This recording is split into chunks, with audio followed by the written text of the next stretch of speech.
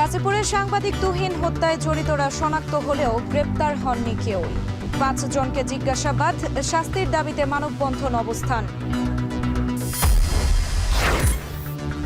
জনগণের রায়ে গণতান্ত্রিক রাষ্ট্র গড়া হবে মতবিনিময়ে তারেক রহমান। ৭১-এর পক্ষে বিপক্ষে রাজনীতি ২৪কে অস্বীকারের চেষ্টা, ফেসবুক পোস্টে নাহিদ। সংস্কার কমিশনের বেশ কিছু বিষয়ে অধ্যাদেশ দিয়ে বাস্তবায়ন সম্ভব, জানালেন আলী রিয়াজ। সনদের পদ্ধতি নিয়ে ৩য় দফায় বসবে কমিশন। অর্থনীতির সূচক ইতিবাচক হলেও অন্তর্বর্তী সরকারের ১ বছরে পূরণ হয়নি আশার ঝুলি, বলছে রাজনৈতিক দল। মূল চ্যালেঞ্জ সুষ্ঠু নির্বাচন। এবং অনূর্ধ্ব-২০ এশিয়ান কাপে বাছাইয়ে এবার পূর্ব তিমুরকে ধরাশয়ী করল বাংলাদেশ। ৮-০ গোলের জয়ে গ্রুপের শীর্ষে তৃষ্ণা আফিদারা।